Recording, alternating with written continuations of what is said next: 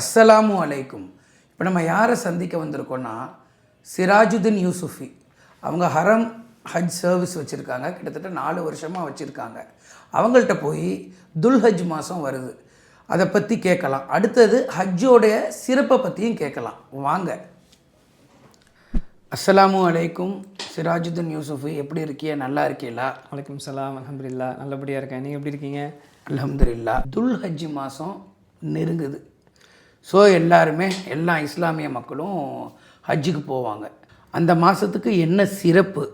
அல்ஹம்துலில்லாஹ். துல்ஹஜ் மாதத்துடைய சிறப்பை ரமதானுக்கு அடுத்து அஷ்ஹுருல் ஹராம், அதாவது சிறப்பான ஒரு மாதமாக அல்லாஹ் இந்த மாதத்தை அல்லாஹ் ஆக்கி வச்சுருக்கான். அப்படி ரமதானுடைய இரவுகளை அல்லாஹ் எப்படி சிறப்பாக்கி வச்சுருக்கானோ, அந்த மாதிரி வருஷத்துலேயே துல்ஹஜ் மாதத்துடைய முதல் 10 நாட்களுடைய பகல்களை அல்லாஹ் சிறப்பான நாட்களாக அல்லாஹ் ஆக்கி வச்சுருக்கான். சில பேர் 40 நாளைக்கு போகிறாங்க ஹஜ்ஜுக்கு, சில பேர் 10 நாள் தான் போகிறாங்க.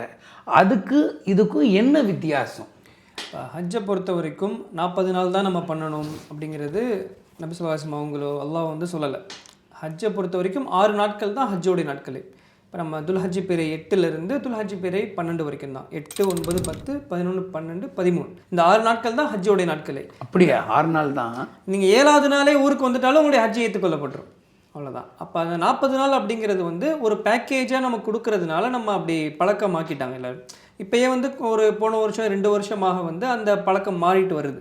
இப்போ ஹஜ் கமிட்டிலே ஷார்ட் பேக்கேஜ்லாம் கொடுக்க ஆரம்பிச்சிட்டாங்க. இந்த 6 நாட்களில் என்னென்னலாம் நம்ம பண்ணணும்? இப்போ ஹஜ்ஜை பொறுத்த வரைக்கும் இந்த 6 நாட்கள் தான்.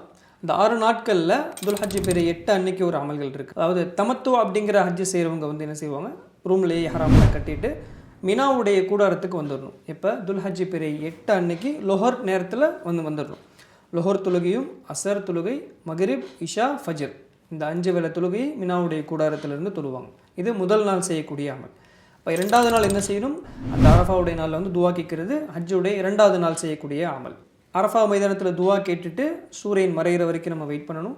மறைஞ்சதுக்கு பிறகு அங்கேருந்து நடந்தே நம்ம முஸ்தலிஃபா அப்படிங்கிற ஒரு இடம் இருக்குது, அந்த இடத்துல நம்ம ஒரு நாள் ஒரு நைட் நம்ம கழிக்கணும். இப்போ 3வது நாள் என்ன செய்யணும், அடுத்த நாள் காலையில் ஃபஜருக்கு பிறகு பெரிய ஷைத்தானுக்கு நம்ம எறியணும். ஜமரத்துல் அக்கபா அப்படின்னு சொல்லுவாங்க.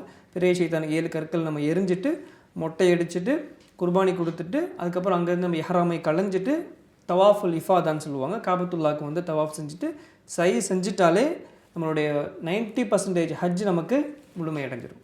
அதுக்கப்புறம் இருக்கக்கூடிய 3 நாட்கள் நமக்கு ஷைத்தானுக்கு கல்லெறிவது மட்டும்தான் நமக்கு வேலைகள். இதுதான் ஹஜ்ஜுடைய கடமைகள். இப்போ நீங்கள் பேசும்போது எல்லாமே அரபிக் சொற்களாகவே சொல்கிறீங்களே, ஏன்? இப்போ ஹஜ்ஜை பொறுத்த வரைக்கும் அப்போ உம்ராவில் வர்றவங்களும் அந்த பிரச்சனையை தான் ஃபேஸ் பண்ணுவாங்க. நம்ம அங்கே இருக்கக்கூடிய வரலாற்று இடங்களை சொல்லுவோம், அங்கே மக்கள் இருக்கக்கூடிய இடங்களை சொல்லுவோம், ஹோட்டல் பேராக இருக்கட்டும், எல்லாமே அரபியில் இருக்கிறதுனால நம்ம மக்களுக்கு கொஞ்சம் கஷ்டமாக இருக்கும். அப்போ இந்த வருஷம் ஹஜ்ஜுக்கு போகிறவங்களே ஹஜ்ஜுக்கு போகிறதா இருந்தாலும் சரி, உம்ராவுக்கு போகிறதா இருந்தாலும் சரி, கொஞ்சம் நம்ம அரபியுடைய நாலேஜோடு நம்ம போனோம்னா நம்ம இஸ்லாத்துடைய வரலாற்றையும் நம்ம தெரிஞ்சுக்கலாம், இந்த இடத்துடைய பேர்களையும் நம்ம தெரிஞ்சுக்கலாம். நமக்காக அந்த இடத்த பேரை இங்கிலீஷில் மாற்ற போகிறதில்ல. எல்லாருக்குமே நமக்கு மறக்க முடியாத பேர்னா அரஃபாங்கிறது யாருமே மறக்க மாட்டாங்க, அந்த பேர் தெரியும். மினா அப்படிங்கிற பேர் தெரியும். அப்போ புதுசாக மக்களுக்கு வாயில் வராத ஒரு பேர் அப்படின்னா முஸ்தலிஃபா அப்படிங்கிற பேர், அந்த ஒரு நைட்டு நம்ம இரவு கழிக்கக்கூடிய அந்த இடத்துடைய பேர். ஜமராத்துன்னு சொல்லுவாங்க, ஷைத்தானை கல்லெறியக்கூடிய இடத்துக்கு பேர் ஜமராத் தான். ஏன்னா நமக்கு தமிழில் பேசி பழக்கம். அந்த இடத்துல போய் யாராவது மிஸ் ஆகிட்டாங்க, இந்த இடத்துடைய அடையாளம் சொல்லணும்னா அந்த மக்களுக்கு அந்த இடத்துடைய பேர் சொன்னால் தானே தெரியும். அதுக்காக நம்ம என்ன செய்யணும்னா அந்த இடத்துடைய பேர்களை நம்ம தெரிஞ்சு வச்சுக்கிட்டோம்னா அந்த வரலாறை நம்ம வாழ்க்கை ஃபுல்லாக ஞாபகம் வைக்கிறதுக்கு நமக்கு யூஸ்ஃபுல்லாக இருக்கும். இப்போது சில பேர் ஃபஸ்ட்டு மக்காவுக்கு போயிடுறாங்க, சில பேர் என்ன பண்ணுறாங்க, ஃபஸ்ட்டு மதீனாவுக்கு போகிறாங்க. இது என்ன குழப்பம், மாற்றி மாற்றி போகிறது என்னன்னு கொஞ்சம் சொல்லுங்கள். அதாவது நம்ம ஃபஸ்ட்டே நான் சொன்ன மாதிரி கொஞ்சம் அரபியுடைய நாலேஜ், கொஞ்சம் அறிவை நம்ம வளர்த்துக்கணும். ஹஜ்ஜை பொறுத்த வரைக்கும் 3 வகைகள் இருக்குது.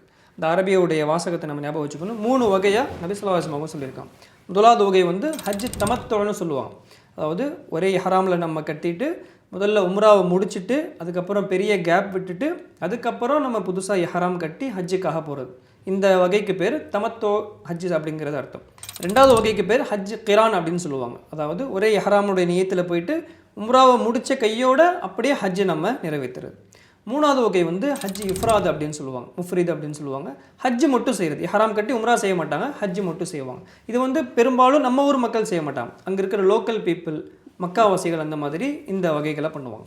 இப்போ இந்த 3 வகைகளை அரபியில் ஞாபகம் வச்சுக்கணும். தமத்துவா ஹஜ் செய்கிறவங்க கிரானோட ஹஜ் செய்கிறவங்க. இப்போ நம்ம என்ன வகையில் நம்ம ஹஜ் செய்ய போகிறோம் அப்படிங்கிறது ஹஜ் கமிட்டிலையும் சரி, பேக்கேஜில் போகிற டூர் ஆப்ரேட்டர்ஸ் அவங்க முன்னாடியே சொல்லிடுவாங்க. நீங்கள் ஃபஸ்ட்டு உம்ரா முடிச்சுட்டு அதுக்கப்புறம் ஹஜ் பண்ண போகிறீங்க, இல்லை ஃபஸ்ட்டு நீங்கள் மதீனாவுக்கு போயிட்டு அதுக்கப்புறம் உம்ரா முடிச்சுட்டு உடனே ஹஜ் பண்ண போகிறீங்கன்றதை டீட்டெயிலாக முன்னாடியே அவங்க சொல்லிடுவாங்க. நம்ம என்ன வகையில் போக போகிறோம் அப்படிங்கிறது. அதில் வந்து 3 ஃபித்ரான்னு சொல்லுவாங்க. அதாவது 3 பிரிவாக போவாங்க. அதாவது துல்காதாவுடைய ஆரம்பத்திலே போயிடுவாங்க. இன்னொரு பிரிவு வந்து நடுவில் போவாங்க. அவங்க என்ன பண்ணுவாங்க, போன உடனே உம்ரா செஞ்சுட்டு அதுக்கப்புறம் ஹஜ் செஞ்சுட்டு அதுக்கப்புறம் மதீனாக்கு போயிட்டு வருவாங்க. இன்னொரு பிரிவு வந்து லாஸ்ட்டில் ஹஜ்ஜுக்கு போவாங்க. போன உடனே ஹஜ் பண்ணிடுவாங்க. அதுக்கப்புறம் பொறுமையாக மதீனாக்கெல்லாம் போயிட்டு அதுக்கப்புறம் இங்கே வருவாங்க. இதான் 3 ஃபித்ரான்னு சொல்லுவாங்க. உங்கள் ஹரம் ஹஜ் சர்வீஸில் எந்த மாதிரி சர்வீஸ் ப்ரொவைட் பண்ணுறீங்க, கொஞ்சம் அதை பற்றி விரிவாக சொல்லுங்கள். அல்ஹம்துலில்லாஹ், அல்லாஹ்வுடைய மாபெரும் கிருபையால் மக்களுக்கு மன நிறைவான ஒரு சர்வீஸை அல்லாஹ் செய்யக்கூடிய ஒரு வாய்ப்பை அல்லாஹ் எனக்கு கொடுத்துருக்கான். வயசானவங்க வராங்க, பெண்கள் அதிகமாக வராங்க.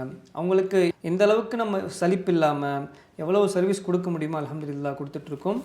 உங்களுக்கு தனித்துவண்டு என்ன இருக்குது, நாங்கள் ஏன் உங்களை சூஸ் பண்ணணும்? தனித்துவம் அப்படிங்கிறது நம்ம அல்லாஹ் என்ன சொல்லியிருக்கானோ, நபி ஸல்லல்லாஹு அலைஹி வஸல்லம் அவங்க நமக்கு எப்படி வழிகாட்டிட்டு போயிருக்காங்களோ, எப்படி உம்ரா செய்யணுங்கிற விஷயத்துலையும் சரி, அந்த ஒரு 10 நாட்கள் 14 நாள் அவங்க உம்ரா வந்துட்டு போகிறாங்க அப்படின்னா அவங்க ஒரு புதுசாக ஒரு மார்க்கத்தையும் சேர்ந்து கற்றுட்டு போகிறாங்க. அப்போ இங்கே ஒரு பிளாங்காக ஒரு மார்க்கம் தெரியாத மக்கள் உம்ராவுக்கு வரும்போது அங்கே உம்ராவையும் கற்றுக்குறாங்க, வழிகாட்டுதலோட அங்கே இருக்கக்கூடிய இடத்துடைய வரலாற்றையும் கற்றுக்குறாங்க. அது இல்லாமல் அவங்க மார்க்கத்தையும் ஒரு மார்க்கத்தில் புதுசாக ஒரு விஷயத்தையும் கற்று அங்கே மார்க்கத்தை தெரிஞ்சு கொண்டு, அதாவது ஒரு வழிகாட்டுதலை வந்து அவங்களுக்கு முழுமையாக நம்ம கொடுக்குறோம். மார்க்கத்தை அதிகமாக கற்றுக்கிட்டு அவங்க நல்லபடியாக போகிறாங்க. அல்ஹம்துலில்லாஹ். சந்தித்ததில் ரொம்ப சந்தோஷம். ஹஜ்ஜை பற்றி நானும் நிறையா தெரிஞ்சுக்கிட்டேன். இன்ஷா அல்லாஹ் நானும் போகணும், துவா செய்யுங்க. கண்டிப்பாக இன்ஷா அல்லாஹ். உலக மக்கள் எல்லாருக்குமே அல்லாஹ் நசீபாக்கட்டும். ஆமீன்.